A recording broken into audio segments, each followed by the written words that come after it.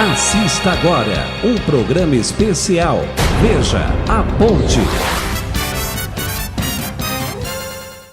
Agradecemos a Deus pelos que nos acompanham aí pelas mídias, pelas redes sociais, especialmente as nossas plataformas aí, Facebook, a parte aí do YouTube, também aqueles que assistem pela televisão, pela rádio. Deus abençoe a cada um aonde estiver nesta hora e quando forem ouvir também em outros momentos esta palavra. Vamos abrir a Bíblia? Trouxeram o livro? Você que está em casa também pegue o livro. E nós vamos abrir lá em 1 Samuel. A gente às vezes fala 1 Samuel. Não é primeira, é primeiro livro de Samuel. Capítulo 30. 1 Samuel, capítulo 30. Vamos ler alguns versos desta palavra.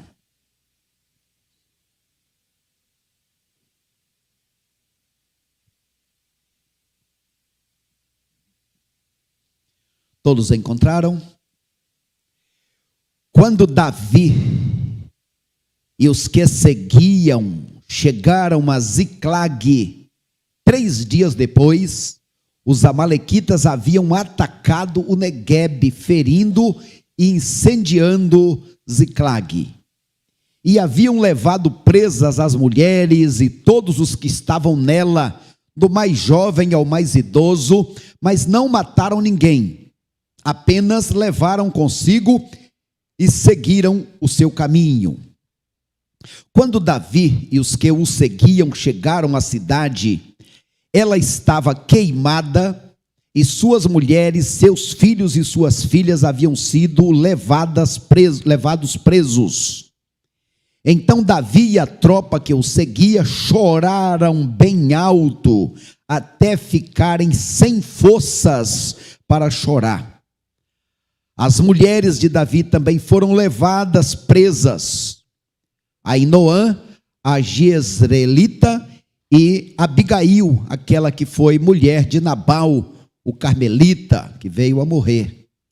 Davi também se angustiou, pois a tropa falava em apedrejá-lo, porque toda a tropa estava amargurada por causa dos seus filhos e das suas filhas.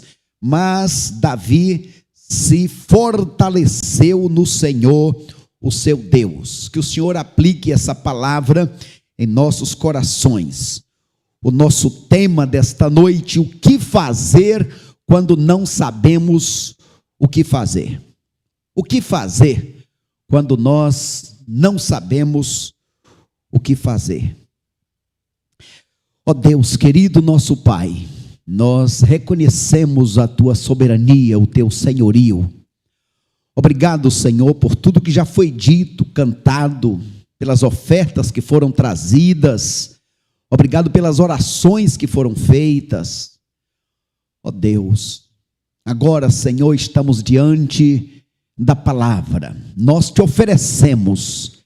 E agora, Pai, queremos receber do Senhor os teus conselhos, a tua orientação, o teu bálsamo, o teu refrigério, aquela porção, Senhor, para o tempo que estamos precisando, para o tempo que venhamos a precisar.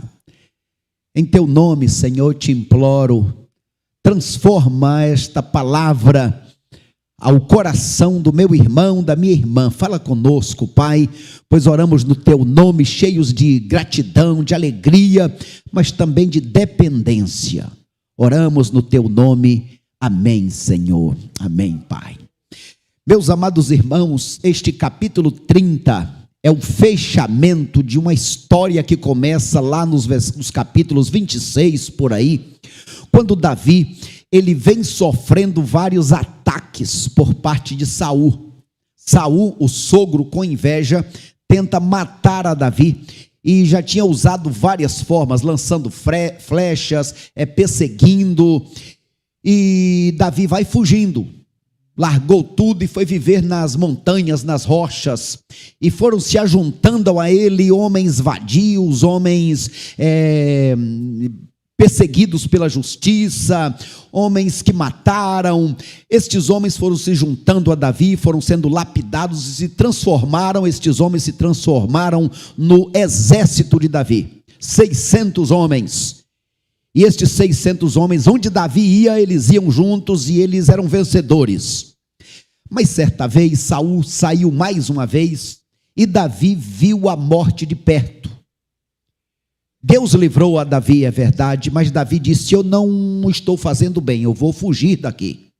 Tem hora na vida que a gente precisa dar um passo atrás. Davi se afastou e foi para a terra dos filisteus. Bem, todos os filisteus sabiam que era Davi, porque Davi, quando era um menino, matou o gigante Golias. As mulheres de Israel diziam: Saul matou 1000, mas Davi matou 10 milhares de filisteus. Então, o Davi era alguém conhecido, era alguém temido. Mas esse Davi chega lá na casa de um dos reis filisteus e diz: olha, eu estou precisando de ajuda, vim aqui buscar afago, amparo, vim buscar residência.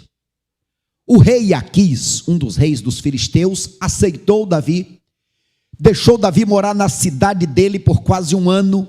Depois Davi disse: olha, seria bom eu ir para uma cidade sob o seu controle, mas que eu possa ficar com o meu povo.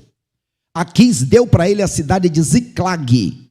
E Davi passou a ser uma espécie de guarda de honra do rei Aquis. Qualquer guerra, o rei Aquis tinha um homem de confiança. Quem era?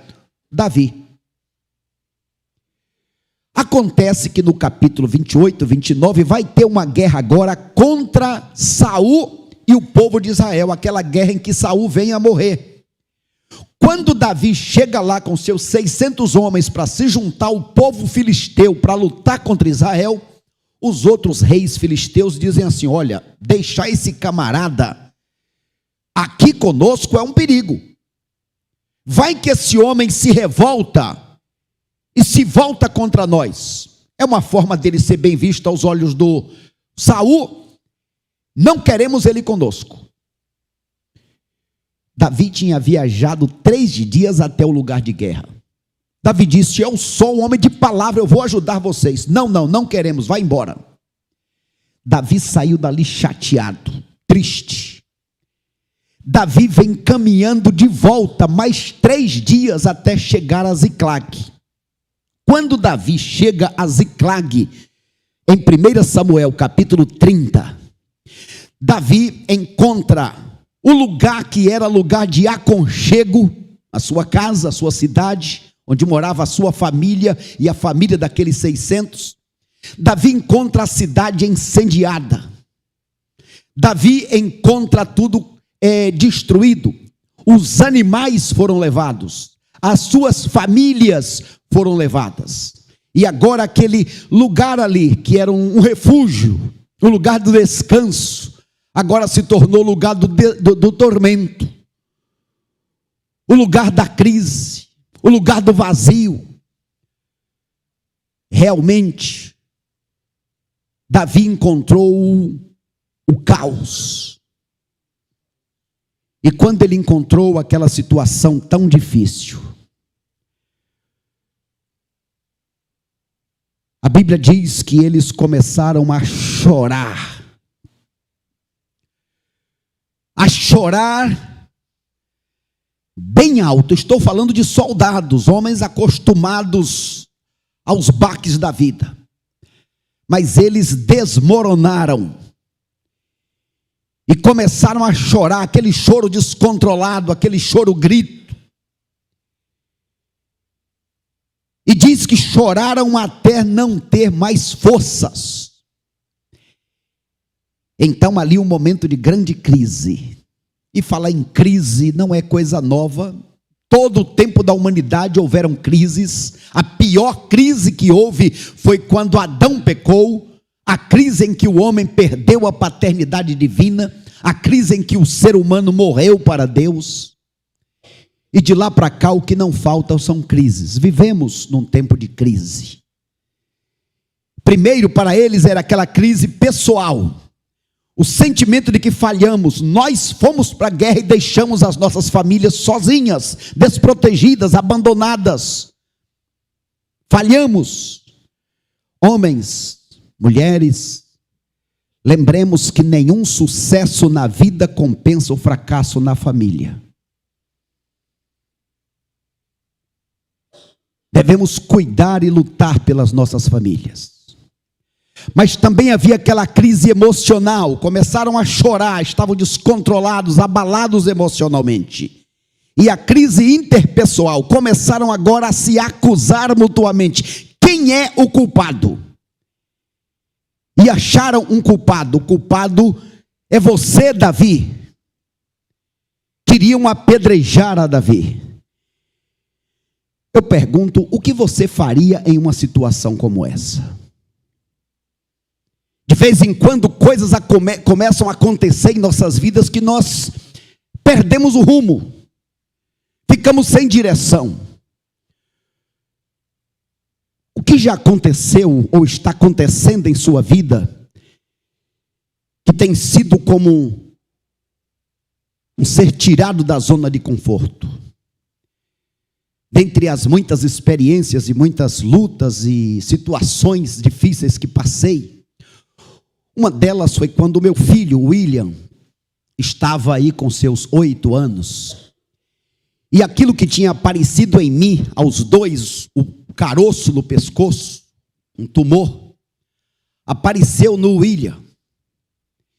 E a situação se complicou, e o caroço ia crescendo e não tinha diagnóstico. Levamos no hospital, no outro, e levamos para a casa da Santa Casa de Misericórdia, em São Paulo. E a minha esposa ficou com ele, porque ficou internado durante segunda até o domingo. A situação piorava cada vez mais. No domingo eu estava realmente abalado, porque a minha esposa estava passando as noites lá no hospital. E naquele domingo eu estava angustiado e orando a Deus e pedi à igreja para orar. Irmãos, a situação está piorando, não tem diagnóstico e cada vez o tumor cresce, há uma preocupação. Chegou uma santa irmã, ao final daquele culto de domingo da manhã, a santa irmã chegou e disse: pastor, estou acompanhando aí a situação do William, pastor, eu gosto muito de vocês, mas olha, pastor, Davi, quando cometeu o pecado, ele orou e Deus não curou o filho dele não, pastor. Disse: é mesmo, irmã? Diga: irmã, todos nós somos pecadores, irmã, agora eu não estou com o pecado de Davi. Eu estou orando e sei que se Deus quiser, Ele pode curar o meu filho. Passou aquele domingo angustiado. Na segunda-feira de manhã eu fui para o hospital. Chegando no hospital, por volta das 11, a cama do William, a cama que ele está, o quarto, tinha por volta de 16 médicos ao redor. E todos querendo saber o que está acontecendo, não temos o diagnóstico, estamos estudando este caso. E eles disseram para mim e para minha esposa: olha, pelo menos pelos próximos 15 dias ele terá que ficar aqui. Ouvimos aquela palavra, os médicos saíram. Eu disse para a esposa: então eu vou para casa, vou pegar algumas coisas e você então volta e eu venho aqui umas 5 horas para poder ficar à noite agora essa semana. Quando eu volto para casa nessa segunda-feira, aquela angústia e aquela luta e aquela angústia, o que fazer, o que fazer, o que fazer? Antes de entrar em casa para pegar as roupas, entrei direto da igreja e caí no chão. E fiquei ali no chão. Deus tem misericórdia, Deus tem misericórdia, Deus tem misericórdia. E fiquei ali em oração, em oração, em oração. Depois de um tempo de oração, me levantei, sentei no banco, sentei no outro, e aí me veio uma palavra. Não é assim que se lê a Bíblia. A Bíblia se lê como que lê uma carta, do começo ao final, mas naquele momento me veio uma palavra: abre a Bíblia. E eu abri a Bíblia e caiu num versículo que eu nunca assim, tinha chamado a atenção. Mateus 8, verso 7. eu irei e o curarei. Amém, Senhor. Eu recebo essa palavra, Senhor. Eu creio. Amém, Senhor. Amém. Agradeci a Deus. Entrei em casa, peguei as roupas e fui, como tinha combinado para chegar por volta das 5 horas. Quando eu chego na porta do hospital, do lado de fora, quem está em pé esperando?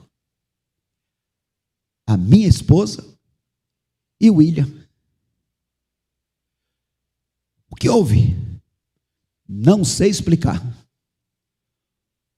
Passou aí um tempo, umas 2, 3 horas, eles vieram aqui e disseram que não vão deixar ele internado, que a gente pode ir embora, que eles acabaram de fazer um exame, que pode ir embora, e depois a gente vem para, deram lá prazo para retornar.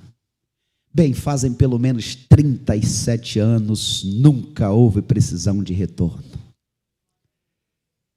De vez em quando acontecem situações que a gente fica sem saber o que fazer. Agora, o mais maravilhoso deste capítulo 30 é que ele começa com a tragédia, mas termina com o triunfo.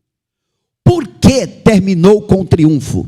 Quais foram as atitudes de Davi e que precisam ser as nossas para que as tragédias da vida sejam transformadas em triunfo para a glória do nosso Deus? Quero dizer para você, no nome de Jesus, ainda não é o fim da sua história. Há um Deus nos céus. Então aquele povo chorou bastante e Davi então tomou algumas atitudes. Quais foram e quais são estas atitudes? Vamos lá então, a primeira atitude que quero destacar nesta noite, versículo 6. Davi se fortaleceu no Senhor.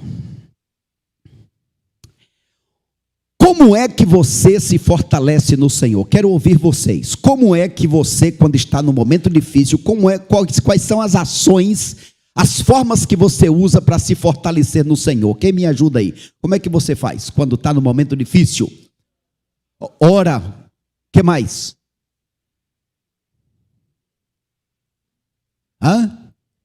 Lê a Bíblia. O que mais?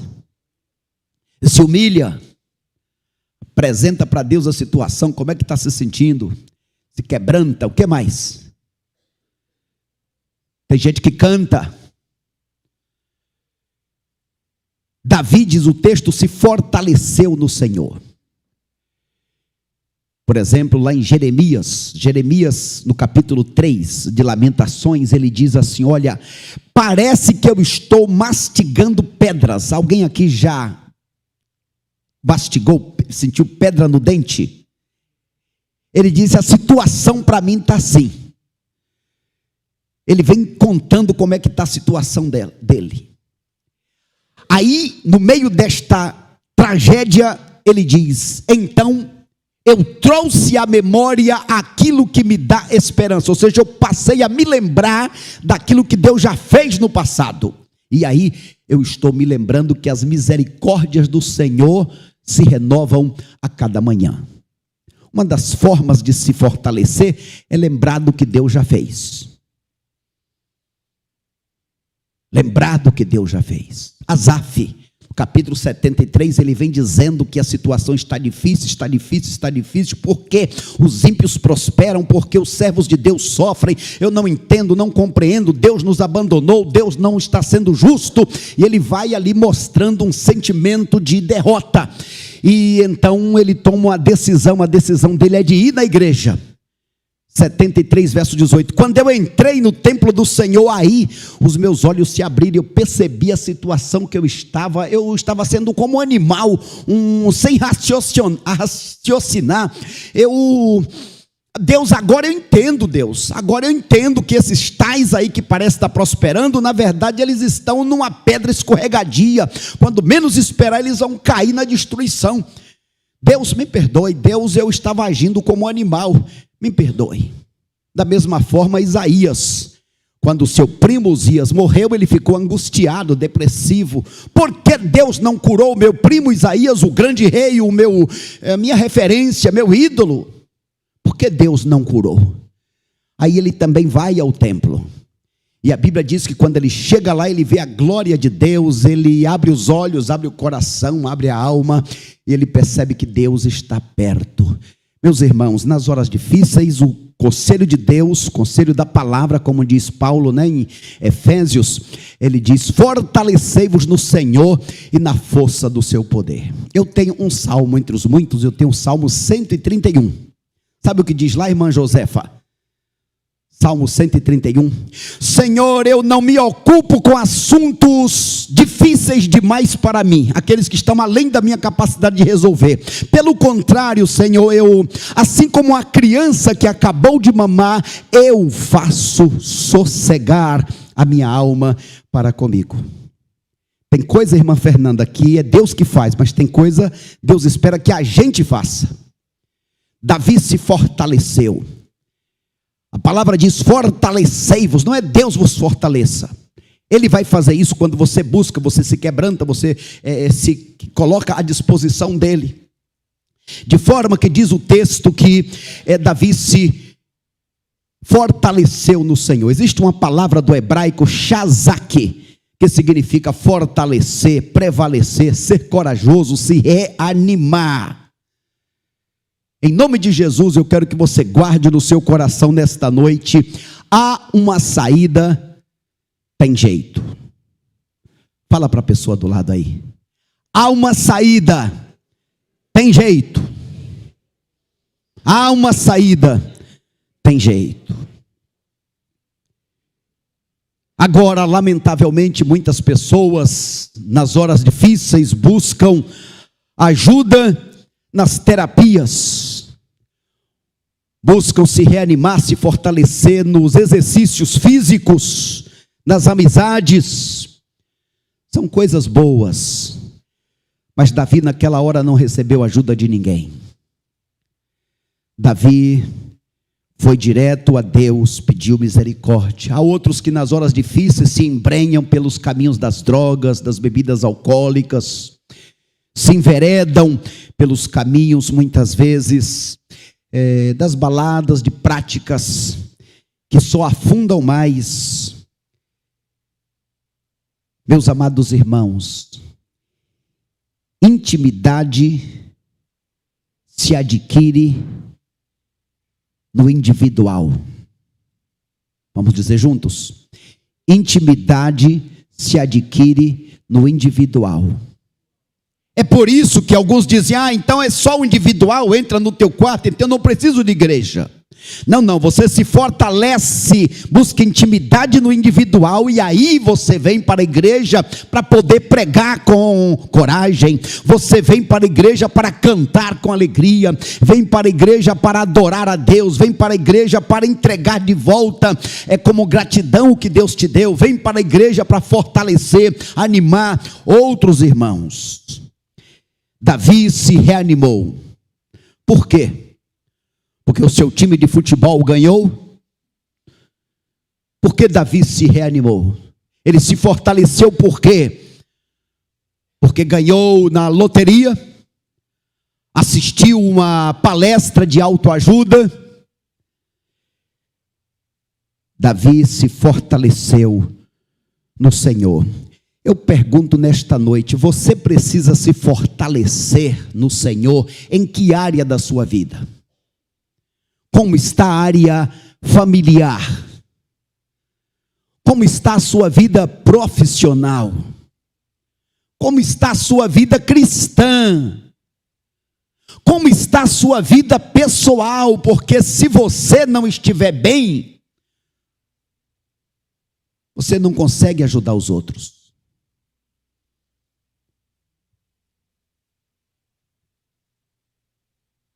Primeiro você precisa estar bem, estar fortalecido, animado, animada no Senhor, para então ajudar outras pessoas. Bem, a primeira atitude de Davi foi essa: se animou, se fortaleceu no Senhor. Segundo lugar, Davi consultou ao Senhor.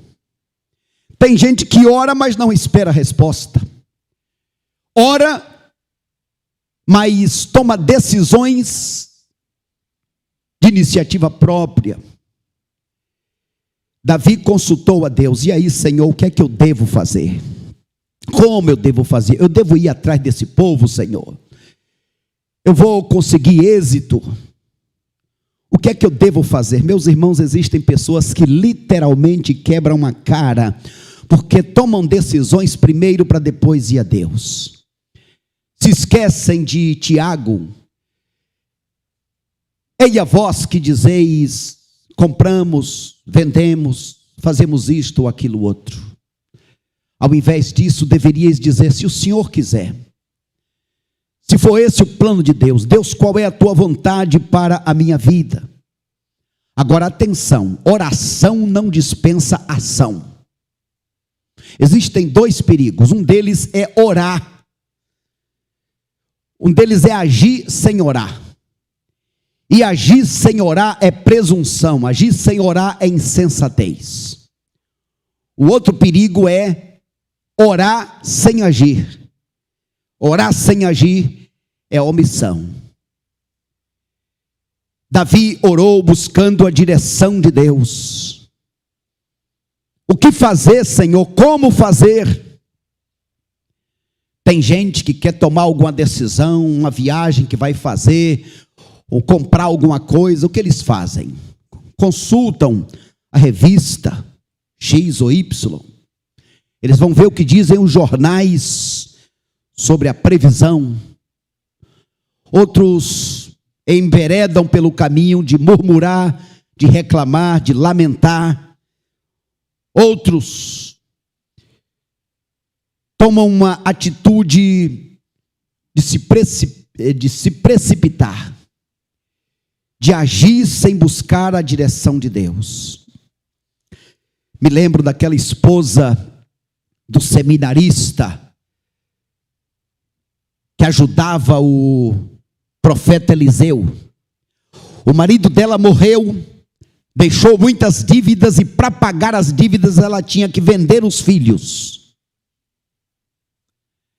Segundo Reis, capítulo 4. O que fazer? Essa mulher podia fazer muitas coisas, tomar muitas decisões. Mas ela resolveu buscar o servo de Deus, buscar Eliseu. E Eliseu poderia dar para ela muitas opções. Vou te dar essa oferta, ou eu vou fazer uma campanha com os outros seminaristas para a gente levantar o valor, ou irmãos da igreja. Mas o profeta perguntou para ela, o que você tem em casa? Não tem nada, a situação está difícil. Só tem um pouquinho de azeite na botija. Ok, é isso que você tem? Ok, é com isso que Deus vai usar. Que Deus vai fazer o milagre. Deu uma ideia que não está escrito. Mas olha o seguinte, pede vasilhas emprestadas, enche as vasilhas com o azeite, que não vai acabar. Com este azeite, você paga as dívidas dos seus filhos, as dívidas que vocês têm, e vai viver do resto. Eu pergunto, irmão Edinaldo, o milagre foi grande ou pequeno? Foi muito ou pouco azeite? Eu não sei o que teria acontecido com aquela mulher, mas o fato é que ela resolveu buscar a direção de Deus. Meu amado irmão, minha amada irmã, nas horas difíceis, antes de tomar qualquer decisão, busque a orientação de Deus. A terceira decisão de Davi. Davi, uma vez que Deus disse para ele no versículo 8, pode seguir em frente, você vai conseguir alcançar as pessoas e você vai conseguir tomar tudo de volta. Davi foi sem saber exatamente para onde, como alcançar, para que direção. Mas é interessante que no meio do caminho, Davi encontra um homem doente. Ele era um egípcio, escravo dos amalequitas que tinha levado a família de Davi. Este homem ficou doente, e aquele senhor de escravos largou o homem doente no meio do caminho para morrer. É assim que Satanás faz com os seus seguidores. Ele luta para roubar, matar e destruir, e jogar. O que mais Satanás gosta é de ver um homem comendo na lata de lixo. O que mais Satanás gosta é de ver uma pessoa como um animal, se drogando, vivendo de forma animalesca. O que mais Satanás gosta é de ver o homem agindo e fazendo coisas que entristecem a Deus, o Pai. Mas Davi olhou aquele homem e se compadeceu dele.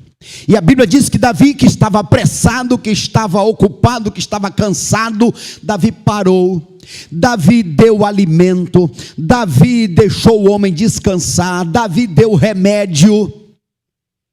E aquele homem que estava jogado acabou sendo um grande instrumento de bênção na vida de Davi, porque o homem foi dizer para Davi onde é que estavam os inimigos, qual era o caminho que eles faziam, deixavam de fazer. Irmãos, o ser humano, não importa o estado em que ele esteja, ele tem valor para Deus, e eu e você devemos valorizar as pessoas. Repitam comigo: pessoas antes de coisas. Deus valoriza pessoas, Davi valorizou pessoas. Pegue uma nota de 100, hoje tem de 200, né? Vocês já viram? Como é que é uma nota de 200? Estou falando aqui para quem entende. Mas uma nota de 200. Então você pega aquela nota e aí você olha e você amassa a nota. E você joga a nota no chão. E passa a nota no barro, e passa a nota numa sujeira. Aquela nota ainda tem valor? Ainda é 100, ainda é 200. O ser humano às vezes está jogado na sarjeta. A gente olha e diz: este aí não tem mais jeito. Mas para Deus tem jeito. E muitas vezes Deus usa seus servos para ajudar aqueles que parecem não ter mais jeito. Coloquei aqui em nossa tela qual o segredo dos que viveram na concentração dos campos do nazismo. Dentre os muitos milhares que morreram, 500 foram liberados em tal data, pelos anos 900. E perguntaram àqueles 500 qual o segredo. Deram muitas respostas, mas 3 respostas ressaltou aos olhos, porque quase todos diziam estas 3, dentre as razões para sobreviver. A primeira: quando chegamos lá, eu disse, eu vou sobreviver. Eu vou sair dessa, esta não é o final da minha história. Segundo lugar, quando estava comendo a lavagem e sendo submetidos às piores vergonhas, piores humilhações, dizíamos: um dia estaremos sentados em casa à mesa com os nossos familiares e contaremos o testemunho do que passamos e ao que sobrevivemos. E terceiro, diante de tudo que sofríamos, diante das torturas, nós dizíamos: além de resistir, nós vamos ajudar outras pessoas. Nós vamos ajudar outras pessoas. Este é o segredo. Quantas vezes eu me reanimo indo fazer visita? Tem pessoas que a gente vai visitar e sai visitado. Quer ver eu me reanimar? É ir fazer visita. Quer ver eu me reanimar? Não estou conseguindo orar, ler a Bíblia. Então eu começo: Deus, em nome de Jesus, abençoa o irmão Sandoval. Deus, toma o irmão José em tuas mãos. Toma o irmão Antônio, Senhor. Guarda a Fátima em tuas mãos. Deus, guarda o irmão Osé, Senhor. E vou pensando e vou colocando. Irmãos, vem uma alegria, vem um ânimo, vem uma força. Busque formas para se fortalecer no Senhor. Então busque a saber o que Deus quer que você faça. Ajude pessoas que você possa ajudar. E aí, quarto lugar, mesmo direcionados por Deus, mesmo com a promessa de que iriam vencer, ainda assim tiveram que lutar. Amada igreja, amigos, irmãos, em lugar nenhum na Bíblia Jesus promete vida sem problemas, sem lutas. Pelo contrário, como é que ele disse? No mundo tereis aflições, mas tende bom ânimo, porque eu venci e vocês também vencerão. Irmão Ivanildo, quando o senhor é submetido às pressões da vida, como é que o senhor reage? Como é que você reage na hora difícil da vida? Porque tem hora que a gente não tem força nem para buscar a Deus. Coloquei ali 3 figuras. Como é que a cenoura reage na hora que a gente coloca ela dentro da água fervendo? Quem sabe? Colocou a cenoura na água fervendo, como é que ela reage? Amolece. E o ovo? Quando coloca o ovo dentro da água fervendo, como é que ele reage? Endurece. E o café, o pó de café? Quando coloca o pó de café dentro da água fervendo, Douglas, o que é que acontece? O que acontece?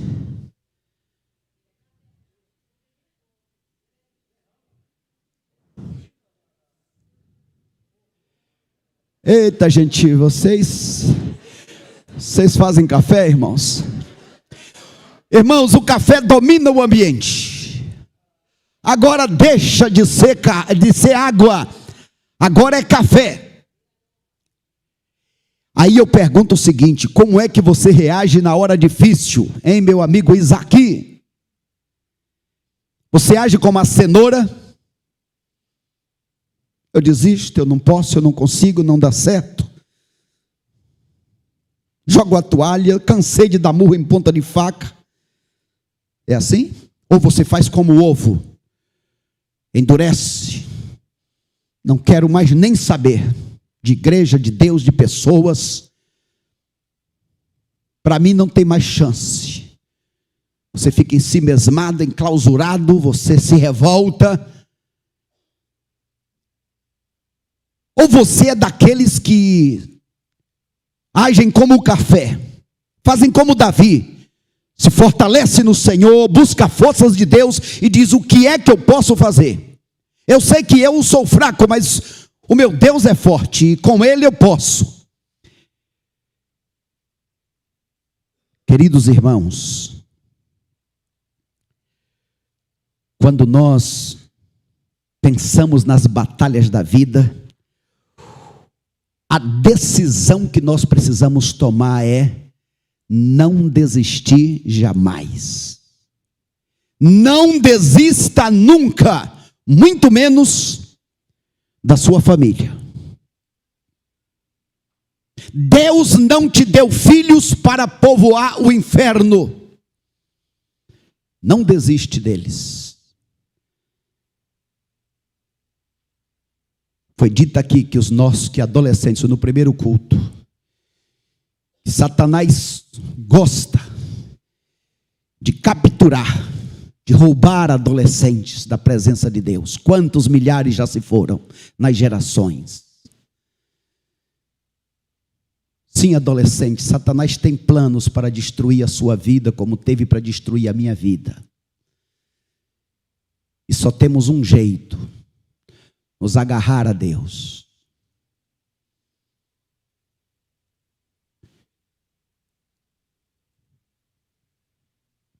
Bem, a situação se complicou. Aqueles 600 homens que viajaram 3 dias para a guerra, voltaram 3 dias chegando a Ziclag, agora viajaram mais quilômetros e quilômetros e quilômetros, e no meio do caminho encontraram um lugar, um ribeiro, e 200 deles disseram: estamos cansados demais, nós não vamos prosseguir.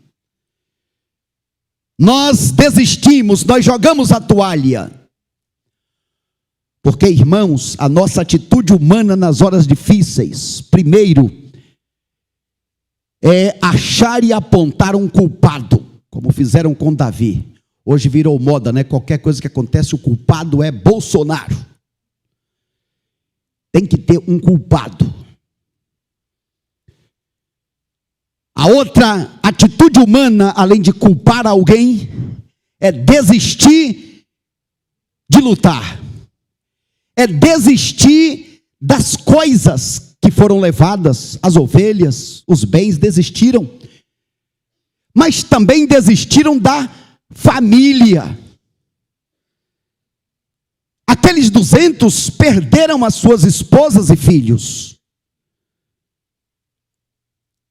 E agora resolveram jogar a toalha, resolveram desistir porque estavam cansados. Irmãos, o cansaço é algo comum ao ser humano. Agora é interessante o lugar que eles pararam. Olha só aí o versículo 10. O lugar onde eles pararam foi no Vale de Besor. O Vale de Besor existe ainda hoje. Naquele tempo, o Vale de Besor era um lugar onde tinha muitas árvores e águas. Ali tem fontes, tem rios, são ribeiros que desaguam no oceano. Um lugar aprazível. Hoje o Vale de o Ribeiro de Besor é um lugar turístico. Pessoas fazem caravanas para ir ver e ficar neste lugar. Meus amados irmãos, muitas vezes a situação boa nos faz acomodar. Quantas pessoas que neste período se acomodaram? Algumas pessoas, irmãos, que neste período de pandemia desanimaram. O conforto, o comodismo do ficar em casa. Vocês sabiam que a esta altura, depois de 2 anos, tem gente que ainda não voltou para a igreja? Temos ainda membros da igreja que não voltaram. Agora, irmãos, enquanto aqueles 200 ficaram descansando, o que é que estava acontecendo lá no arraial dos inimigos? Verso 16. A palavra de Deus vai nos dizer, lá no verso 16, capítulo 30, verso 16. Então Davi desceu, aquele jovem que estava doente, desceu e o guiou, e eles, os inimigos, estavam espalhados sobre a face de toda a terra, fazendo o quê? Comendo, bebendo e dançando, por causa de tudo aquele despojo que haviam tomado da terra dos filisteus e da terra de Judá. O inimigo estava rolando solto. O inimigo estava se aproveitando. Quem sabe se preparando para abusar daquelas mulheres. O inimigo não estava deixando por menos, porque o trabalho dele é roubar, matar e destruir. Amados irmãos, convido vocês a olharmos neste texto outras atitudes de Davi. Olha só, versículo 10. Davi não desistiu, mesmo com a metade do exército, agora só 400 homens, 200 ficaram, só 400 foram. Versículos 11 ao 15. Davi indo, ficou atento aos sinais. E ele viu aquele homem doente, o homem se recuperou e Davi viu ali uma oportunidade. Lembre-se, na crise, a pergunta é: qual é a lição? O que é que Deus quer ensinar? Aprenda a tirar vantagem das desvantagens. E aí vem o verso 17: ninguém escapou, exceto uma minoria. De quantos? Quem está lendo o texto aí? Os inimigos todos foram mortos, só escapou uma minoria. De quantos? 400. Uma minoria de 400. Agora eu pergunto aos irmãos: de quantos eram o exército de Davi? 400. Ou seja, o que para eles era uma minoria, era todo o exército de Davi. E foi com esta minoria que Deus deu a vitória para Davi. Versículo 18. Davi tomou tudo de volta. Versículo 21. Agora, quando Davi vem com os 400 e com todo o despojo, coisa grande, ele no meio do caminho encontra os 200. E então ele disse: seus... O quê? Vamos evitar as palavras? Covardes. É bom demais, né? É fácil. Não. A Bíblia diz que Davi os saudou com a paz. Davi os saudou com a paz. Versículo 22 ao 25. Davi não sucumbiu à tentação das pressões externas. Por quê? Aqueles 400 que foram com Davi disseram: olha, não vamos dar nada para os inimigos, hein? Olha, não vamos dar nada para aqueles 200 que ficaram lá. Davi: não vamos fazer isso não. Eles têm as suas limitações, eles ficaram aqui guardando a bagagem, nós vamos dividir. Houve uma discórdia, mas a palavra de Davi ficou firme, porque o líder assume a responsabilidade. Lembra de Arão? Quando Moisés chegou, tinha construído o ídolo, Moisés perguntou: o que foi isso? Arão disse: as pessoas vieram, trouxeram essas coisas, eu joguei no caldeirão e saiu isso aí.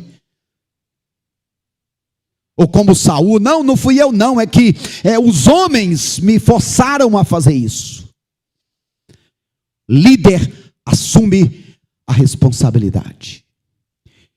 Bem, meus amados irmãos, estamos aqui nesta maravilhosa história, e ela vai findando, trazendo a conclusão deste episódio, da tragédia ao triunfo, do caos ao cosmos. Agora Davi está voltando. Primeiro lugar, não houve baixas no exército ou famílias de Davi. Ele foi com 400, voltou com 400 e os que tinham sido levados, familiares.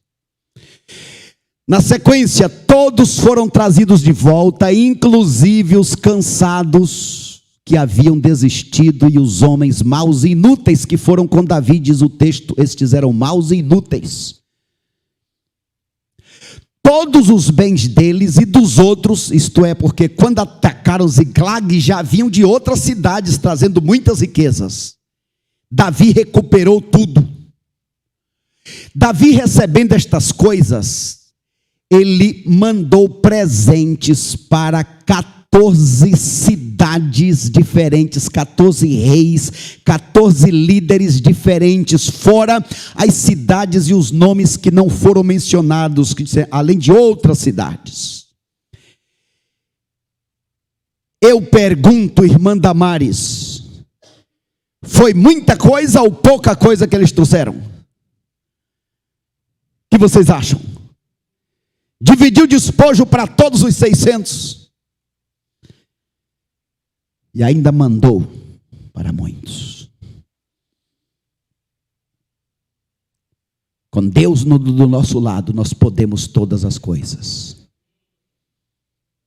Isso nos lembra lá de Atos 12, quando Herodes aparece como um rei que manda matar Tiago, manda prender Pedro, e o homem está mandando e desmandando. Mas no final do capítulo 12, o homem se exalta demais. Alguém diz assim: esse tal tem uma voz como a voz de Deus, a veste dele é como uma veste de Deus, é uma roupa prata com linhas de ouro. E o homem aceitou a glória. E a Bíblia diz que o homem caiu, foi comido pelos bichos, enquanto comido pelos bichos, morreu. Não morreu primeiro para depois ser comido pelos bichos, enquanto estava sendo comido pelos bichos. Portanto, nesta noite, o que eu quero saber é o seguinte: eu quero saber quem é você neste episódio. Neste episódio, quem é você? Você é alguém que está passando por crises, que está vendo o seu mundo virado de cabeças para baixo? Você é alguém de quem você está fora da zona de conforto? É essa a sua situação? Como daqueles soldados quando chegaram? Ou você é alguém que está buscando o culpado? Tem alguém culpado? No geral, não sou eu. O culpado é sempre o outro. Conhece o livro que escreveram para casais? O nome do livro é O Diabo é o Outro. Ou você é a pessoa que está buscando se fortalecer no Senhor? É isso? Você é alguém que está cansado e desistindo? É esse o seu caso? Ou será que você é alguém que se sente doente como aquele rapaz abandonado, jogado no caminho? Eu fiz tudo e não fui reconhecido, não fui reconhecida. Ou você é alguém que mesmo sem condição, como aquele rapaz caído, doente, prestes a morrer, acabou se tornando uma bênção para as pessoas que o ajudaram? Ou você é alguém que não desiste de Deus, não desiste de si, ali é si com i, né? Não desiste de si, não desiste da família. Você é essa pessoa? Você é a pessoa que uma vez abençoado, abençoada por Deus, é alguém que divide, é alguém que compartilha, é alguém que abençoa? No encerramento da mensagem desta noite, eu quero relembrar a você que Jesus é o nosso grande ribeiro de Besor. Na caminhada da vida, muitas vezes, estamos cansados. Estamos sem forças, como Elias, muitas vezes.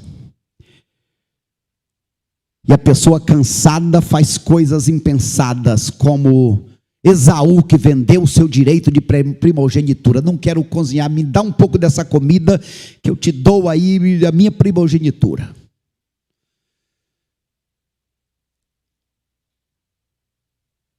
Não sei por que você está cansado ou cansada. O grande cansaço da alma aqui na eternidade é o fato da pessoa viver aqui sem ter a convicção de que vai viver no céu.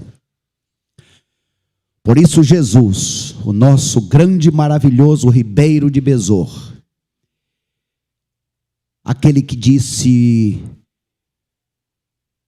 que nos leva a pastos verdejantes e águas tranquilas, aquele que morreu de braços abertos, e aquele que disse pessoalmente: vinde a mim todos que estáis cansados, oprimidos, sobrecarregados, vinde a mim, que eu vos aliviarei. Davi, mesmo perdendo a metade do exército, mas representando a este Jesus, representando o rei, ele seguiu em frente, ele conseguiu a vitória, e ele abençoou a todos, os de mais força e os de menos força. Deus conhece as nossas limitações. Uma coisa é estar cansado, outra coisa é estar acomodado. Uma coisa é você dizer: eu quero te servir melhor, não estou conseguindo. Outra coisa é viver uma vida relaxada.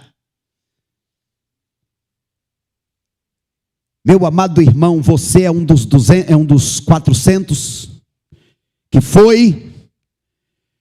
Não seja egoísta.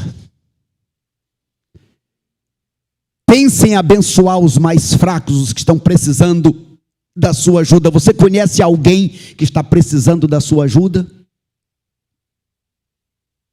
Ou você é um dos 200?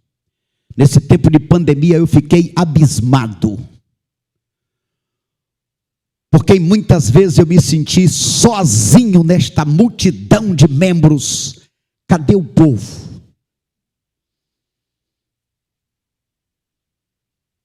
Pela misericórdia de Deus, alguns valorosos mantiveram ombro a ombro. Deus foi misericordioso neste tempo, mandando novas pessoas. Porque em muitos momentos, Deus, cadê a igreja? Cadê a liderança? Cadê os teus servos? Sim, eu sabia que o momento era de risco. Culto domingo passado, um irmão falou aqui que eu fui na casa dele, quando ele estava com a Covid. Ele contando a experiência e ressaltando ali porque eu tinha ido. Mas irmãos, ali, sim, havia medo. Deus sabe o medo. E as minhas palavras eram como as palavras do Charles Spurgeon, no tempo da peste negra, que ele dizia: Deus, eu não quero ser um homem que tenta ao Senhor fazendo o que eu não devo, mas também eu não quero ser um omisso diante das necessidades. E aquele irmão estava precisando, e eu precisei entrar, como fui em vários lugares, em tantos momentos. De fato, entrei com medo, saí com medo e continuei com medo, dizendo: Deus, a minha vida está nas tuas mãos.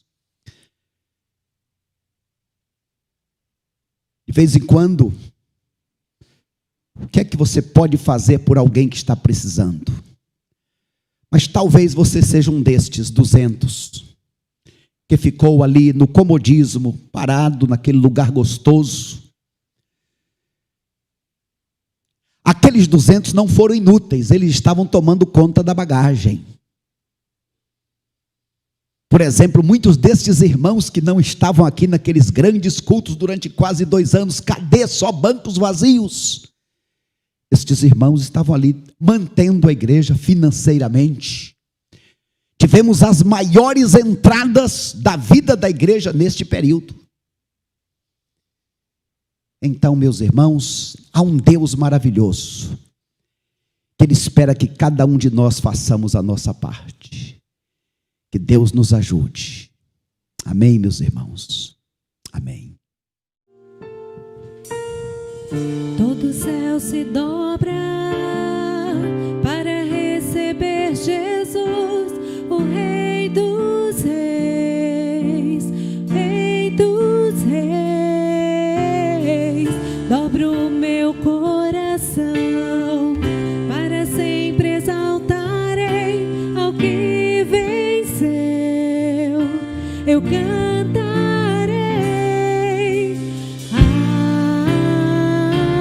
aleluia.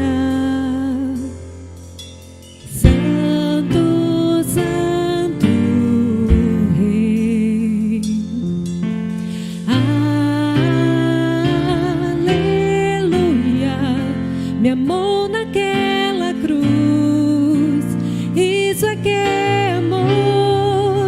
O céu escureceu, rocha se partiu, quando Jesus morreu, mas em glória ressurgiu. E o mesmo poder que levantou Jesus me fará vencer para a glória do seu nome.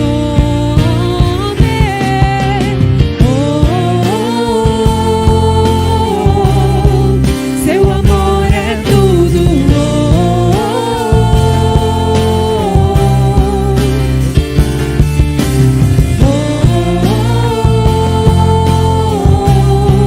Seu amor é tudo.